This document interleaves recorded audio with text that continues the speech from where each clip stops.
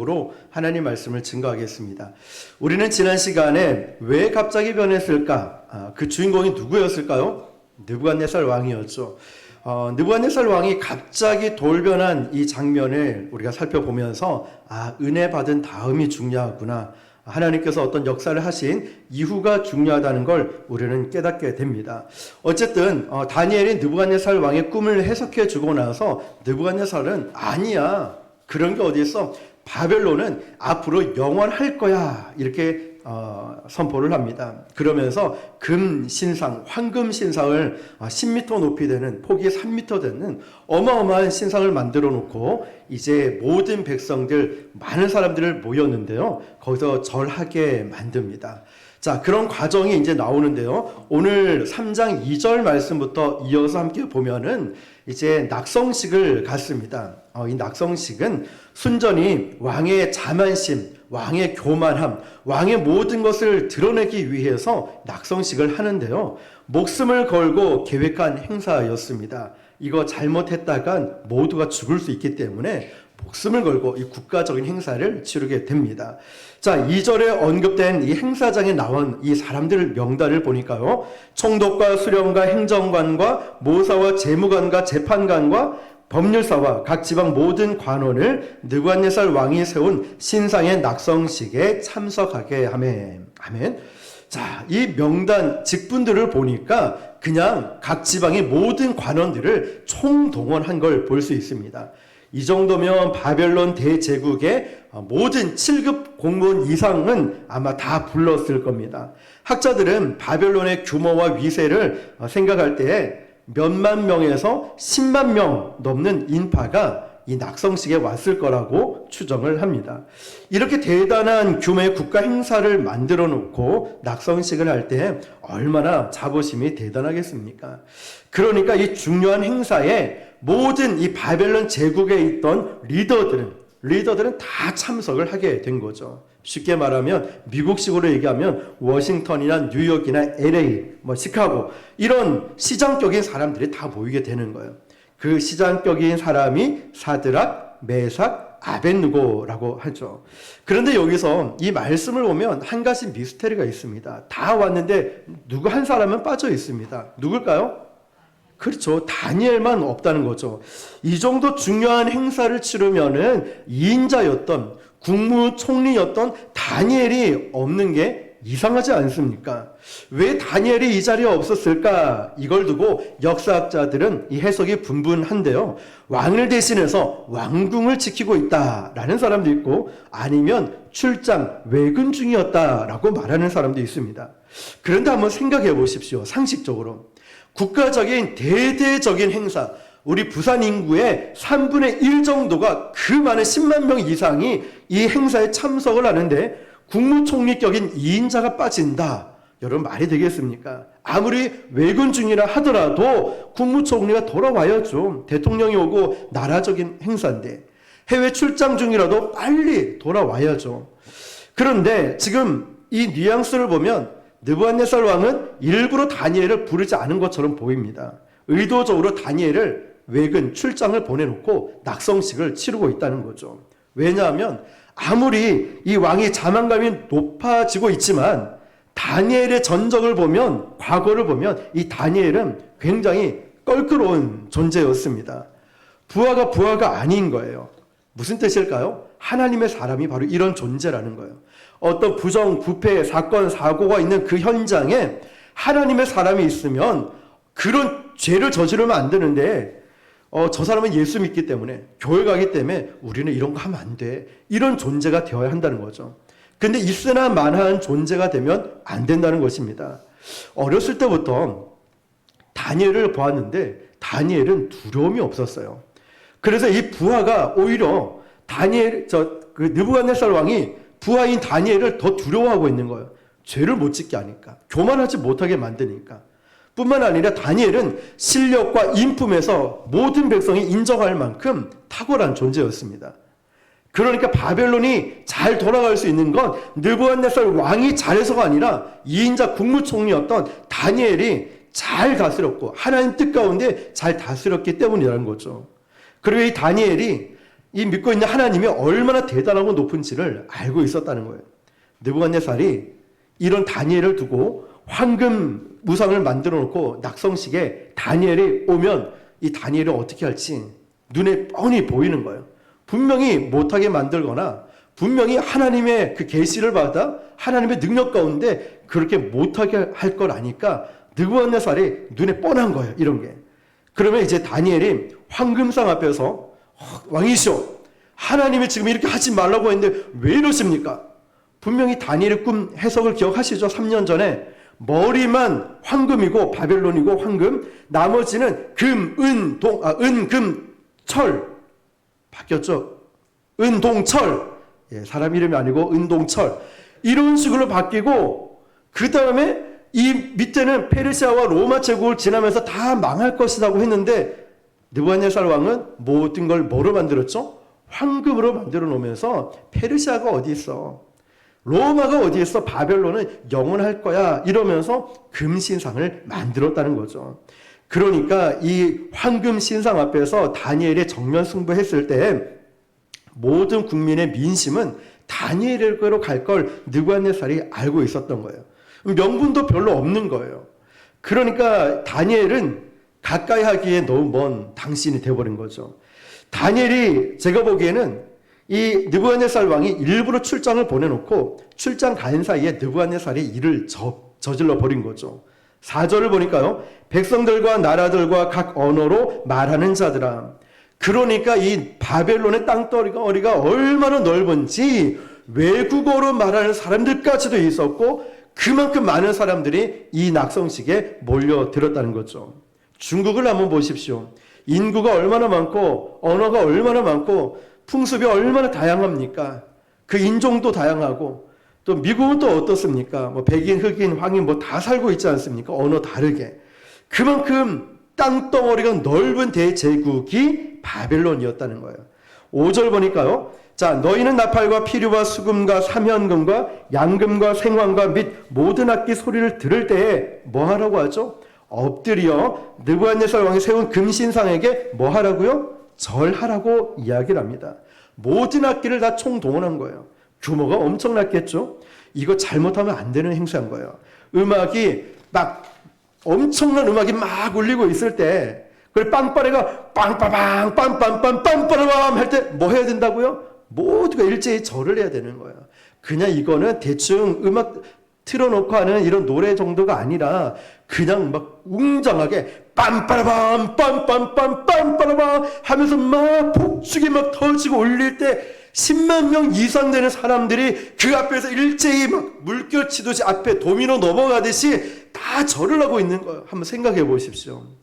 1만 명도 아닌 우리가 예전에 해운대 집회할 때 2만 명 넘게 모였을 때도 얼마나 많이 모였습니까? 그거 5배. 10만 명이 일제히 절을 하고 있는 거야. 너희들 왜 절을 해야 되는지 책임의식까지 줬어요. 절 안 하면 너희들은 풀무 불에 다 죽여버릴 거야. 얼마나 무서웠겠습니까? 근데 이 사람들은요. 어차피 우상 숭배를 하는 사람들이기 때문에 뭐 그 중에 우상 하나 더 추가해서 절하는 건 아무것도 아니었어요. 일도 아니었기 때문이죠.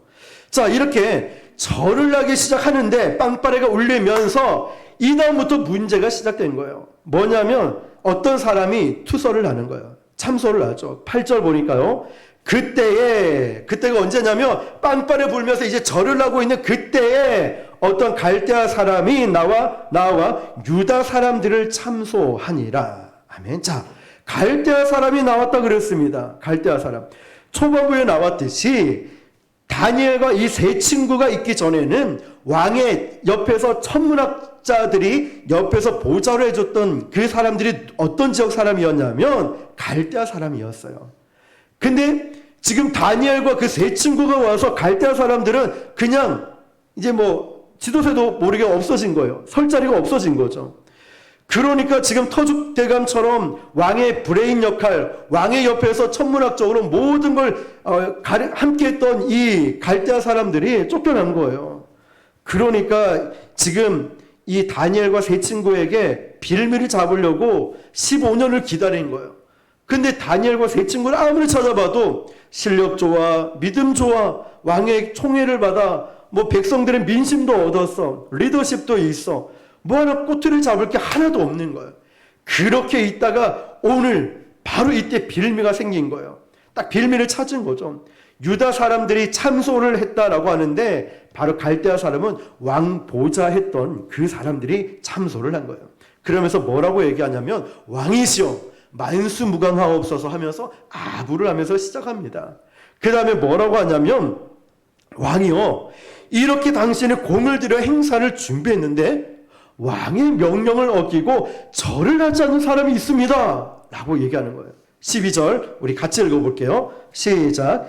이제 몇 유다 사람 사드락과 메삭과 아벳느고는 왕이 세워 바벨론 지방을 다스리게 하신 자이거늘 왕이여 이 사람들이 왕을 높이지 아니하며 왕의 신들을 섬기지 아니하며 왕이 세우신 금신상에게 절하지 아니하나이다. 아멘. 자, 여러분 이 고발자 갈대아 사람들의 속내를 엿볼 수 있죠? 왕이 세워 누가 세웠다고요? 왕이 세웠다는 거예요. 강조하고 있는 거예요. 바벨론 지방을 다스리게 하신 자이거늘 그러니까 무슨 말이냐면 왕의 은총을 받은 자이거늘 당신이 세운 이거를 원수로 갖고 있습니다. 그러니까 얼마나 화가 나겠습니까? 우리도 생각해 보세요. 내가 뭔가 좀 자비를 베풀고 사랑을 베풀었는데 그 사람이 배신해서 나에게 원수로 갚는다 말만 들어도 얼마나 화가 나겠습니까? 자, 이 정도 고위직의 사람들이 모범을 보이지 않는다면 이 나라 위기 질서는 누가 어떻게 잡겠습니까? 라고 말하고 있는 거죠. 그리고 이어지는 말씀을 보니까 이들은 왕을 높이지 않는 사람들입니다. 왕을 안 높인 적이 없었습니다. 이 사드락 메삭 아벳느고는 왕의 총애를 받는다는 건 그만큼 왕의 신임을 받기 때문에 지금 15년이 넘게 고위직의 관장으로 있을 수 있거든요. 항상 왕에게 순종하면서 직장 생활을 했다는 거죠. 그런데 이 간신들이 갈대아 사람들이 참소를 하는 거예요. 왕이 왕을 원수로 갖고 있습니다. 이러면서 여러분 다니엘과 이 세 친구들은 그냥 마른 하늘에 날벼락이 떨어진 거예요. 내가 잘못해서 핍박을 받으면 우리가 정말 회개하고 돌아가면 되는데 지금 나는 잘못한 게 없는데 자꾸 이 일이 터져버린 거예요. 성경은 하나님의 사람들에게 이런 억울한 날벼락 같은 핍박이 오는 것을 놀라지 말라고 합니다. 베드로전서 4장 12절에서 14절 보니까요. 사랑하는 자들아 너희를 연단하려고 오는 불시험을 이상한 일 당하는 것 같이 이상히 여기지 말고 오히려 너희가 그리스도의 고난에 참여하는 것으로 즐거워하라. 이는 그의 영광을 나타내실 때에 너희로 즐거워하고 기뻐하게 하려 함이라. 너희가 그리스도의 이름으로 치욕을 당하면 복 있는 자로다. 영광의 영 곧 하나님의 영이 너희 위에 계심이라. 아멘. 상상도 못하는 핍박을 당할 때 그런 일을 당할 때 영광의 영 하나님의 영이 너희 위에 계심이라 합니다. 사랑하는 성도 여러분 특별히 힘든 핍박을 당합니까? 특별히 힘든 고난이 있고 질병이 있고 아픔이 있습니까? 바로 특별한 하나님의 은혜가 우리에게 임하게 될 줄 믿습니다. 특별한 고난은 특별한 성령 체험하는 시간입니다. 하나님은 이스라엘 백성들에게 그 특별한 고난과 아픔이 있을 때마다 하나님이 역사하셔서 생각지도 못한 특별한 은혜를 베풀어 준 걸 우리는 보게 됩니다. 우리 인생도 마찬가지예요. 특별한 하나님의 섭리가 풀어지는 그 시간이 지금 여러분이 우리가 겪고 있는 고난의 시간인 걸 믿으시길 바랍니다. 그 힘들겠지만 하나님을 기대하시길 바랍니다. 자, 어쨌든 갈대아 사람의 이 고발 참소는 성공했습니다. 왕의 자존심이 구겨지고 왕이 엄청 화가 난 거예요. 13절입니다. 시작. 느부갓네살 왕이 노하고 분하여 사드락과 메삭과 아벳느고를 끌어오라 말하며 드디어 그 사람들을 왕의 앞으로 끌어온지라. 아멘. 자, 여러분 이 당시 보면은 느부갓네살 왕은 굉장히 포악한 사람이에요. 만약에 왕이 명령했는데 거절했다 그러면 뭐라고? 누구야? 당장에 그 자리에서 목을 쳐서 죽여버려. 이게 상식이에요. 그런데 지금 뭐라고 합니까?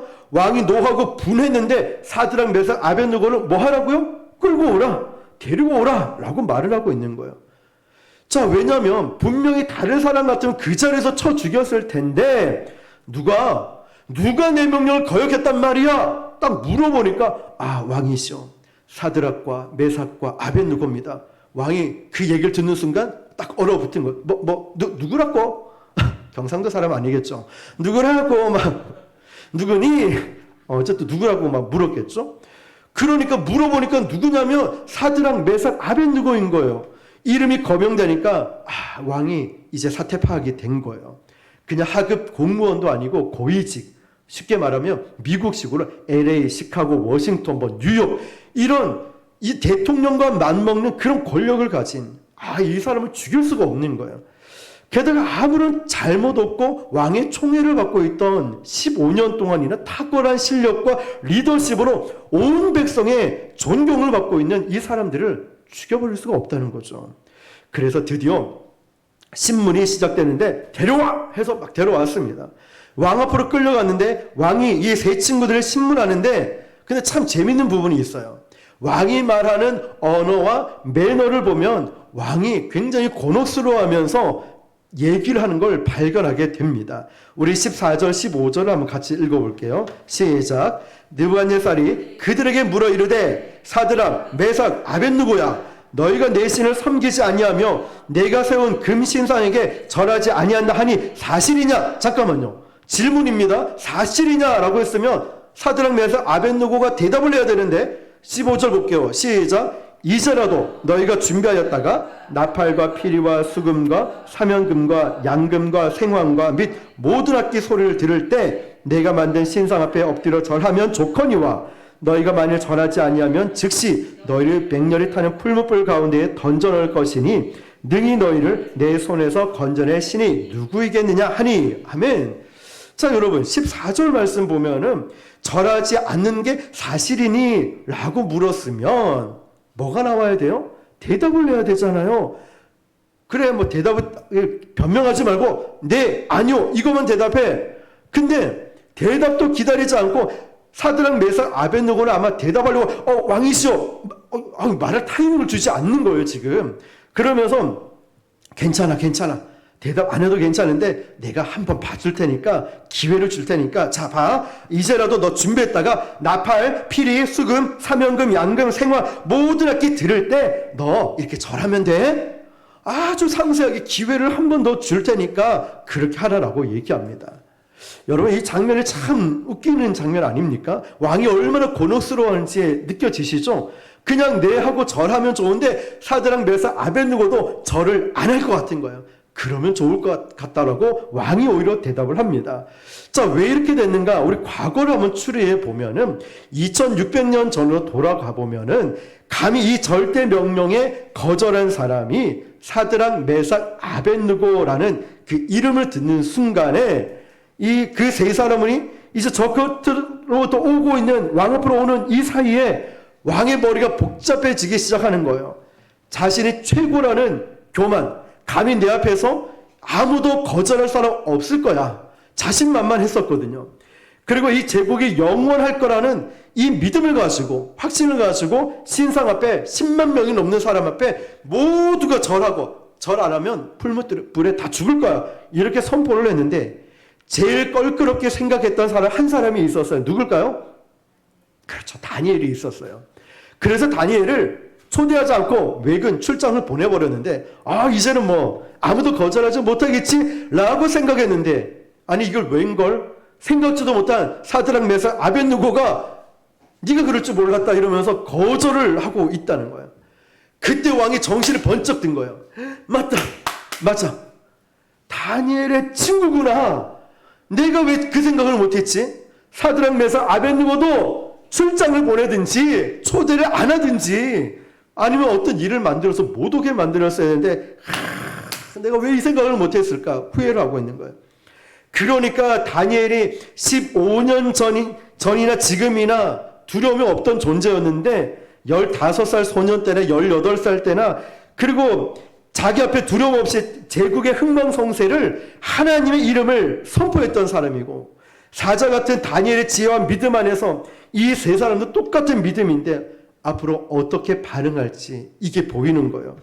그렇지만 이 왕의 입장도 10만 명이 넘는 사람들이 자기를 쳐다보고 있고 칼은 뽑았는데 어떻게든 뭘 해야 되지 않겠습니까? 왕의 체면이 있고 권위가 있는데 그래서 14절에 이게 사실이니? 사실 맞아? 라고 보면서 너희가 절하면 내가 살려줄게. 왕의 마음에 지금 속이 타는 거예요. 이걸 뭐 화를 낼 수 없고 죽일 수도 없고 좀 제발 좀 막 어쩌면 왕이 그 사드락 메삭 아벳느고를 보면서 잉크라면서 잘 좀 해줘 막 이럴 줄은 몰라요. 막 이런 상황에 있는데 사드락 메삭 아벳느고가 그럴 리가 있습니까? 그런 믿음으로 살아온 사람이 아닌데 제발 내 체면을 봐서라도 그렇게 좀 해다오라고 말했는데 이미 느부갓네살 왕은 사드락 메삭 아벳느고의 대답을 알고 있었어요. 알고 있으니까 더 화가 나고 자존심이 상하는 거예요. 그래서 하나 더 막판에 또 얘기합니다. 야, 잘 생각해봐. 내가 너희를 이 풀무불 속에 던져놓을 것인데 건져낼 수 있는 신이 있냐? 네 하나님? 너희가 믿는 하나님이 대단하다라고 생각하지? 그렇지만 지금 내가 살리고 죽이는 거는 나밖에 없어. 하나님 아니야. 나야 나. 착각하지 마. 너희 하나님이 너를 구원할 수 있다고 착각하지 마 라고 하는 거예요. 이 왕은 다니엘의 하나님이 계시다는 걸 알았어요. 그러나 15년 동안 바벨론은 승승장구 해왔고 이 결정적으로 하나님이 살아계시다면 하나님의 백성이라고 말하는 유다 백성을 왜 지켜주지 않고 우리 바벨론이 다 죽여버렸는데 멸망시켜버렸는데 하나님이 살아계셔? 아니야. 안 계셔. 네 인생에 하나님은 안 계셔. 그러니까 신들 중에 하나일 뿐이야. 우리도 코로나 때 제가 전도하다 보면 아니 목사님 하나님이 살아계시면 왜 교회에 코로나가 걸립니까? 하나님이 살아계시면 좀 이런 것도 없애주시고 내가 좀 잘되게 복 좀 받게 해주시고 수단으로 얘기를 합니다. 지금 이런 케이스인 거예요. 하나님이 살아계신데 야 옛날에는 그래서 내가 하나님이 조금 두려웠거든. 근데 지금은 하나님 하나도 안 무섭다. 하나님 앞에 대드는 거예요. 그런데 이 왕 앞에 서 있는 이 친구들은 얼마나 대단합니까? 15년 전 18살의 나이로 바벨론 최고의 관리직으로 올랐고 세 친구들은 이제 나이로 33살 정도 되는 장정들이 되었어요. 결혼해서 아이도 낳았고 어느 정도 바벨론 최고 공직자로 살아왔죠. 명예, 돈, 권력 다 누렸죠. 바벨론의 수많은 파티도 즐길 수 있었고 유혹과 시험들이 있었어요. 근데 여러분 저는 이 말씀에서 굉장히 감동을 받는 게 이거예요. 이 지역에는 아마 자신의 신앙을 지켜줄 곳이 없었다는 거예요. 자기의 신앙을. 쉽게 말하면 우리가 선교회 갔는데 그 선교지에 교회가 없는 거예요. 해외로 발령을 받아 갔는데 그 해외에 그 지역에 교회가 없어. 그럼 우리 믿음은 어떻게 될까요? 하나님 없이 살아갈걸요? 세상 사람처럼 예배 안 드리고 기도도 안 하고 그냥 하나님 살아 계시지 이러면서 하나님 교회가 없어서 어쩔 수 없었어요. 이러면서 우리는 예배 생활 안 할 거예요. 코로나 지금 뭐 비대면 예배 온라인 예배 그게 안전하니까요. 근데 믿음이 점점점 믿음을 다 놓쳐버려요. 여러분 모든 걸 편하고 안전하고 내가 자꾸 피곤하니까 이래저래 쉬다 보니까 내 믿음이요 순간 훅 떨어져 버렸다는 거예요. 제가 군에 있을 때 군함을 타고 동해에 갔을 때요 2등병 때 그때는 뭐 예배 꿈도 못 꿨죠. 그런데요 그 정비 그 엔진 룸이 있습니다. 그 배를 움직이는 엔진이 비행기 엔진이 2개가 들어가 있어요. 그러면 이 소리가 얼마나 소음이 심한지요. 그런데 병장 한 분이 정말 믿음이 좋으셔서 혼자 거기서 늘 큐티하고 늘 말씀 보고 가면은 이제 같이 예수님 믿고 하니까 한 번씩 이제 매일 내려가요. 그러면 혼자 늘 말씀 보고 기도하고 있는 거예요. 그분 성함도 아직까지 기억을 하고 그분의 모습이 아직도 제가 기억이 나요. 그게 참 잊혀지지 않아요. 교회를 못 가고 군함 타고 늘 한번 나가면 15일 한 달을 배 타고 나가 있어야 되는데 교회를 어떻게 갑니까? 그런데 늘 주일만 되면 딱 시간을 지켜서 딱 깨끗하게 씻고 그 시끄러운 엔진룸에 들어가서 혼자서 말씀 보고 막 기도하고 일부러 당직도 제가 당직 설게요 이러면서 당직 서면서 큐티하고 말씀 쓰면서 기도하고 있는 거예요. 그러면서 저한테 그러는 거예요. 그때는 이제 해군은 수병이라고 부르거든요. 이수병 좀 친해졌을 때는 지훈아 이렇게 불렀죠. 지금 교회 못 간다고 이렇게 고참들이 성경 못 보고 기도 못 하고 예배 못 드리게 한다고 너 타협해 버리면 너 병장 제대할 때까지 교회 진짜 못 가. 지금 내가 도와줄 테니까 내가 이 시간에 와 있을 테니까 시간 되면 너도 와서 또 누가 뭐라 하면 내가 얘기해 줄 테니까 와서 나랑 같이 말씀 보고 기도하자. 저는 그분의 모습에서 감동이 됐지만 그분 때문에 군대 생활할 때도 믿음을 지킬 수 있었던 것 같아요. 우리도 직장에서, 학교에서, 가정에서 나 혼자 신앙생활 한다고 대충대충 하는 게 아닙니다. 이 다니엘과 세 친구들은요, 자기들의 믿음을 지켜줄 신앙생활 할 교회도 없고 아무것도 없었어요. 그렇지만 이 친구들은 믿음이 약해지지 않았다는 거예요. 저는 사드락, 메삭, 아벳느고를 이 부분을 보면서 너무 존경스러운 거예요. 교회도 없고 믿음을 지킬 수 있는 신앙생활 할 수 있는 것이 없는데도 그 15년이 지나고 수십 년이 지나도 믿음이 약해지지 않았다는 사실 말이에요. 우리와 전혀 다르지 않아요. 우리도 그렇게 여러분 직장이나 가정이나 어디 가서든 그렇게 이런저런 핑계 대지 말고 예배 자리에 나와야 돼요. 기도의 자리에 나와서 우리 지켜야 된다니까요. 이렇게 안주해 있으면 안 됩니다, 여러분. 왕이 이 세 친구를 끌어내고 막 말을 하면서 머릿속에 굉장히 복잡해 있어요. 계산이 복잡한 거예요. 사람들이 나를 어떻게 생각할까? 이 백성들이 그럼 내 체면은 뭐가 될까? 복잡한 거예요. 또 다니엘은 돌아와서 나에게 또 뭐라고 잔소리할까? 막 이런 생각들. 머리가 복잡한데 이 세 친구들은, 세 사람은 하나도 복잡하지 않았어요. 믿음의 사람은 단순합니다. 믿음의 사람은 심플한 거예요. 예배하라면 예배하고, 기도하라면 기도하고, 순종하라면 순종하고. 근데 예배하기 싫으니까 나 바빠서 피곤해서 뭐 해서 기도하기 싫으니까 이런저런 핑계 대는 거예요. 사랑하기 싫으니까, 전도하기 싫으니까 핑계가 얼마나 합리적이고 그럴듯한 이유들이 얼마나 많습니까?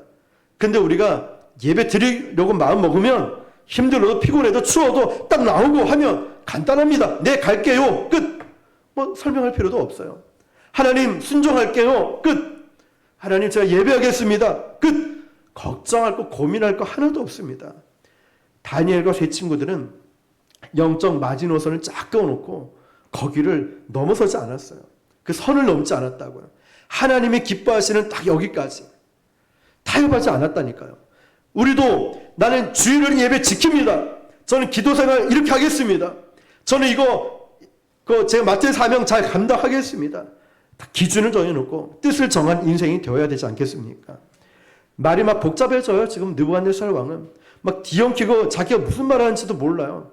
진실이 없는 거예요. 눈치를 보고 있는 거죠. 16절입니다. 시작. 사드락과 메삭과 아벳느고가 왕에게 대답하여 이르되 느부갓네살 왕이요 우리가 이 일에 대하여 왕에게 대답할 필요가 없나이다. 아멘. 간단합니다. 왕이시여 우리가 이 일에 대해서 대답할 필요 없습니다. 끝. 간단하죠. 쉽게 말하면 이거예요. 왕이시여 이건 생각할 필요도 없어요. 고민할 필요도 없어요. 좀 더 세게 말하면 기도할 필요도 없다는 거예요. 이거는 무슨 말일까요? 많은 크리스천들이 너무 자기 중심적으로 기도하겠다는 말을 사용합니다. 되게 하기 싫다는 말을 거절하는 표현을 이렇게 얘기하죠. 기도해 보겠습니다. 이게 거절인 거예요, 그냥. 마음에 드는 멋진 청년, 형제 만나요. 예쁜 자매 만났습니다. 그러면 너무 잘생기고 예쁜데 기도해 보겠습니다. 이럽니까? 순종하겠습니다. 이러잖아요. 뭘 기도합니까? 이게 하나님 뜻인데 뭘 기도하냐고. 너무 스펙도 좋고 예쁘고 키도 크고 아름다운 자매가 있어 믿음까지 좋아요. 집안도 좋고. 이게 하나님 뜻이지 뭘 기도합니까? 키도 크고 공유같이 잘생겼어요. 이러면 뭐 하나님 뜻이지 뭘 기도합니까? 우리 교회 공유 같은 청년 한 명 있으면 순식간에 뭐 한 달도 안 돼 부흥될 겁니다. 우리 애가 예를 들어 서울대 합격했습니다. 근데 기도해 보겠다는 사람이 있습니까? 서울대 가야 될지 안 가야 될지 제가 기도해 보겠습니다. 그런 게 어디 있습니까? 그런 부모 어디 있습니까? 하나님 뜻인데 서울대 가는 게 못 가서 지금 난리지. 전교 1등 하는 애가 갑자기 신학교 가겠대요. 그럼 뭐라 합니까? 기도해야 된다고 막 작정 기도하잖아요. 우리 애가 전교 1등해서 카이스트 가야 되는데 유학 가야 되는데 신학교를 가니까 막 기도하겠다라고 하잖아요. 하나님의 뜻이 뭔지는 모르겠다고. 하나님 왜 1등하는 애가 신학교를 갑니까? 유학 가야죠. 그러면서 막 하나님 뜻을 보여달라고 기도해야 합니다. 막 금식 기도합니다. 중요한 건 뜻을 모르는 게 아니라 그 뜻에 순종을 못하겠다는 거죠. 하나님의 뜻이 뭔지는 알아요. 근데 순종을 하지 않겠다는 게 문제라는 거죠. 우리가 물론 인생의 위기 가운데 고민하고 기도하고 결정해야 되지만 어떤 거는 그냥 기도 안 하고 고민해 볼 필요가 없는 게 있어요. 무슨 말일까요? 왜냐하면 하나님의 말씀에 분명히 기록되어 있거든요. 근데 이 말씀은 읽지도 않고 보지도 않고 그냥 기도해 보겠다라고 얘기합니다. 아니에요. 예를 한 가지만 들어도 서로 사랑하라. 이게 뭐 기도할 필요 있습니까? 사랑하라고 기록되어 있는데 뭘 기도합니까? 만약에 기도했어요. 사랑하려는데 하나님, 이게 하나님 뜻입니까? 그러면 성경에 사랑하라고 했는데 물어봐 놓고 그럼 그래? 뭐라고? 그래, 저 사람 때려쳐 죽여라. 이럽니까? 아니잖아요. 그런 응답 안 하시잖아요. 그냥 사랑하면 되는 거잖아요. 기도는 하겠지만 말씀에 나와 있다는 거죠. 우상숭배가 바로 이거였어요. 사드락 메삭 아벳느고는 우상숭배도 괜찮다라는 그 바벨론 문화 속에서 몇십 년을 보내왔지만 이 세 친구는 어릴 때 주일학교 때 배웠던 하나님의 말씀이 이 순간 확 기억이 나는 거예요. 우리도 그래요.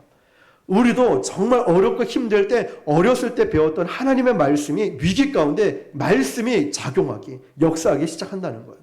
저도 앞에 서는 걸 정말 좋아하지 않아요.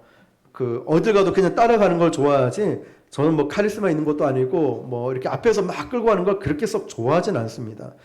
학창 시절은 뭐 더 심했겠죠. 지금은 뭐 이렇게 서야 되지만 해야 되지만 학창 시절은 더 그랬는데 결정적인 게 중학교 때 학생회 회장을 세워야 되는데 사실 그때도 뭐 학생회 회장 할 사람이 없었어요. 전도사님이 지훈아 네가 학생회 회장 좀 해볼래? 전도사님 제가 그때도 부를 때도 제가 부끄러워가지고 앞에 서는 걸 못합니다. 다리도 떨리고 팔도 떨리고 말도 떨리고 제가 살도 떨리고 다 못합니다. 이런데 그 전도사님이 그러는 거야. 지훈아 네가 해야 될 건 순종밖에 없어. 하나님이 그 자리에 서면 그에 맞는 능력은 하나님이 주실 거야. 그 말씀이 고등학교 갔을 때도 고등부 그 회장을 하거나 청년부 회장을 하거나 어딜 가도 이 말씀 때문에 욕심을 내서 그 자리에 서려고 하더라고요. 제가 그렇게 반응을 하더라고요. 힘들 때마다 그 말씀이 저를 붙들어 주더라고요. 여러분 어렸을 때 하나님 말씀을 배우는 게 얼마나 귀한지 몰라요. 지금의 말씀이 지금도 역사하지만 나중에 내가 정말 위기 가운데 있을 때 정말 빛을 발하는 건 하나님의 말씀이었어요. 그래서 우리가 말씀을 배워야 되고 말씀을 묵상을 해야 된다는 거죠. 여러분 하나님이 분명히 말씀해 준 것을 사드락 메삭 아벳느고는 포로로 끌려가는 그 서러운 시절부터 머릿속에 영혼 속에 각인이 되어 있던 거예요. 그러니까 아이들을 어릴 때부터 딱 말씀을 딱 계속해서 주입하고 가르쳐야 되는 이유가 바로 여기 있어요. 위기 순간에 이 아이들이 우상숭배하면 안 돼. 제사음식 먹으면 안 돼. 이러면 안 돼. 이게 각인이 되어 있어야 그가 지금은 듣는 듯 안 듣는 듯 해도 나중에 위기 가운데 그 말씀이 확 튀어나와서 우상숭배하면 안 되지. 죄를 범하면 안 되지. 도둑질하면 안 되지. 이런 것들이 역사하기 시작한다는 거예요. 저와 여러분에게도 이런 하나님의 말씀이 이 세 친구들과 다니엘처럼 있기를 축복합니다. 이건 고민해 볼 필요 없잖아요. 우상 숭배에 대해서 그냥 툭 튀어나온 거예요. 어렸을 때 배웠으니까. 하나님이 이렇게 분명히 보여주신 뜻에는 우리가 고민하는 게 아니라 순종해야 되는 줄 믿습니다. 믿음의 새 용사는 비겁하게 돌리지 않았습니다. 17절이에요. 같이요. 시작. 왕이여 우리가 섬기는 하나님이 계시다면 우리를 맹렬히 타는 풀무불 가운데에서 능히 건져내시겠고 왕의 손에서도 건져내시리이다. 아멘. 사드락 메삭 아벳느고의 기가 막힌 심정이 다 들어가 있죠. 아무리 이 친구들이 포로로 끌려와서 15년 동안 충성을 바친 왕이라 할지라도 성실하게 일을 다 해왔는데 이 왕은 자기의 자존심을 지키기 위해서 또 민족을 지킨다는 이유로 이 충성해왔던 이 세 친구들을 한순간에 죽여버리겠다라고 합니다. 이게 세상 권력이에요. 우리도 직장에서 그렇게 정들었고 정말 충성을 다했는데 사장님이 당신 여기까지입니다 하고 말도 안 해. 그 서면으로 문자로 또 통보해버려요. 얼마나 배신감 느낍니까? 내가 수년 동안 이렇게 헌신 봉사해왔는데 나를 어떻게 헌신짝 버리듯이 이렇게 나를 버릴 수 있지? 나도 어떻게 이렇게 할 수 있지? 배신감이 얼마나 큽니까? 어떤 사람은 그 충격 때문에 극단적인 생각도 하잖아요. 하나님을 믿지 않는 사람들이. 그러나 사드락 메삭 아벳느고는 이 직장 생활의 서러움, 이런 왕에게 배신감이 있었지만 이들은 이걸 뛰어넘었다는 사실이에요. 부하를 죽이려고 하는 이 왕은 더 이상 자신들의 왕이 아니었다는 거예요. 이제 부하를 죽이려 함으로써 이젠 적이 되었는데 뭐라고 얘기하냐면 하나님께서 왕의 손에서 우리를 건져 주실 것이다. 무슨 말입니까?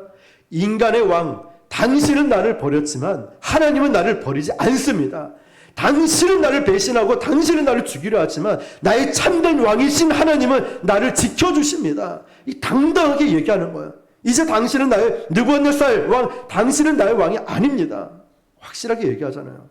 그리고 당신의 왕, 우리 하나님은 당신보다 훨씬 더 크고 위대하십니다. 당신은 나를 건드리지 못합니다. 사드락 메삭 아벳느고는 하나님이 나를 지켜주신다고 확실하게 선포하고 있습니다. 이런 날벼락 같은 상황에도 이 친구들은 흔들리지 않아요. 우리도 힘들고 어려운 일들 앞으로 많이 겪고 있죠. 흔들리지 마십시오. 하나님이 우리를 지켜주십니다. 하나님이 우리를 보호해 주실 것입니다. 세상이 우리를 버리고 세상의 왕은 세상 사람들이 우리를 포기하고 배신감을 줄지 몰라도 하나님은 저와 여러분을 지켜주십니다. 이사야 43장 1절 2절 야곱아 너를 창조하신 여호와께서 지금 말씀하시느니라. 이스라엘아 너를 지으신 이가 말씀하시느니라. 너는 두려워하지 말라. 내가 너를 구속하였고 내가 너를 지명하여 불렀나니 너는 내 것이라. 내가 물 가운데를 지날 때에 내가 너와 함께 할 것이라. 강을 건널 때에 물이 너를 침몰하지 못할 것이며 내가 불 가운데 지날 때에도 타지 아니할 것이요 불꽃이 너를 사르지도 못하리니. 아멘. 그렇습니다. 사랑하는 성도 여러분, 우리가 이 세상을 살 때 느부갓네살 같은 리더가 저와 여러분을 버릴 수 있습니다. 그런 경험 다 있지 않습니까? 얼마나 속상합니까? 세상이 저와 여러분에게 등을 돌릴 때도 있어요. 그럴 때 저주하고 욕하고 흥분하고 막 죽고 싶다 이러지 마시고 눈을 감고 이 말씀을 묵상해 보시길 바랍니다. 내가 너를 지명하여 불렀나니 너는 내 것이라. 네가 어디로 가든지 내가 너와 함께하고 너를 보호하고 지켜주실 것이다. 세상 사람, 세상의 왕은, 세상의 사장, 세상의 친구들은 너를 버려도 나는 너를 버리지 않는다. 내가 너를 지켜줄 것이다. 이 담대함으로 세상이 주는 배신감을 넘어섰다는 것, 저와 여러분도 그렇게 할 수 있기를 축복합니다. 이제 마지막 18절입니다. 시작. 그렇게 하지 아니하실지라도 왕이여 우리가 왕의 신들을 섬기지도 아니하고 왕이 세우신 금신상에게 절하지도 아니할 줄을 아옵소서. 아멘. 사드락 메삭 아벳느고는 자신들이 죽어도 하나님이 살리실 거라는 이게 무슨 신앙일까요? 부활신앙이죠. 그리고 한 걸음 더 나아가서 그렇게 하지 아니하실지라도 이 길을 포기하지 않겠다는 무슨 신앙일까요? 순교신앙이 있었다는 거예요. 그렇게 하지 아니하실지라도 그리 아니하실지라도 참 놀라운 믿음 아닙니까? 하나님, 제가 뜻하는 바 이게 되지 않더라도 저는 하나님 뜻을 믿습니다. 저는 정말 이렇게 하나님 뜻을 하고 싶지만 이게 주님 뜻이 아니라도 저는 괜찮습니다. 내려놓겠습니다. 내려놓고 더 힘을 빼고 온전히 하나님만 나타내겠습니다. 원래 교회 개척할 때 아무것도 없이 시작했는데 여기까지 온 것만 해도 모든 것이 하나님의 은혜인데 그걸 잊고 너무 큰 것만 바라보고 있던 저의 교만함까지 내려놓겠습니다. 여러분은 어떻습니까? 이 말씀을 가만히 보니까 옛날 속담이 생각이 납니다. 3살 버릇 언제까지 가죠? 80까지 간다는 걸 알 수 있어요. 15살 때 우상신에게 바쳤던 그 음식을 먹지 않겠다는 다니엘과 세 친구들의 이 결심이 어릴 때 가슴에 그어왔던 영적 마지노선이 30세가 넘어서도 끝까지 같이 가고 있었어요. 타협하지 않았다고요. 그래서 주일학교 교육이 얼마나 중요합니까? 무엇을 위해 죽어야 될지 아는 사람은 무엇을 위해 살아야 될지도 압니다. 고민하지 않아요. 그렇게 하지 아니하실지라도 그리 아니하실지라도 너무나 유명한 구절이죠. 우리는 항상 간증해서 해피엔딩을 기대합니다. 다니엘 기도에도 보면 다 해피엔딩이 거의 많이 나오죠. 하나님대로 순종했더니 불경기 속에서 사업이 성공했다. 하나님대로 순종했더니 방황하던 아들이 돌아왔다. 하나님대로 순종했더니 내 건강이 좋아졌다. 성적이 안 좋아졌는데 좋은 대학 갔다. 병이 나았다. 물론 그런 것도 참 좋습니다. 그렇지만 여러분, 오늘 제목이죠. 내 뜻대로 되지 않을 때 어떻게 하겠습니까? 내 생각대로 이 문제가 풀리지 않을 때 여러분은 어떻게 하시겠습니까? 목숨 걸고 순종했는데 우리의 각본대로라면 이렇게 응답이 되어야 하는데 그렇게 되지 않는다면 여러분은 어떻게 하시겠습니까? 고통이 계속된다면 어떻게 하시겠습니까? 그렇게 하지 아니하실지라도 해서의 넘어서서 순교의 신앙이었던 이 친구들, 바로 다니엘과 세 친구는 그것까지도 하나님께 맡겼다는 것입니다. 오늘 저와 여러분들이 그것까지도 하나님께 맡기는 영적 마지노선을 잘 지키고 하나님 제일 주로 믿음을 지키며 이 땅을 살아갈 수 있기를 주님의 이름으로 축원합니다. 기도하겠습니다. 세상의 왕은 우리를 버립니다. 배신을 합니다. 우리를 넘어뜨리려고 합니다. 그렇지만 하나님, 이 시간 저를 붙들어 주십시오. 타협하지 않게 해 주십시오. 내가 너를 불렀나니 너는 내 것이라. 하나님, 우리가 이 믿음을 고백하며 다시 한번 하나님의 사랑으로 왕 대신 주님만을 높이며 살아가길 원합니다. 쓰여진 각본대로 이루어지지 않아도 그리 아니하실지라도 제가 이 모든 것을 하나님께 맡기겠습니다. 우리 주여 한번 부르고 기도하겠습니다.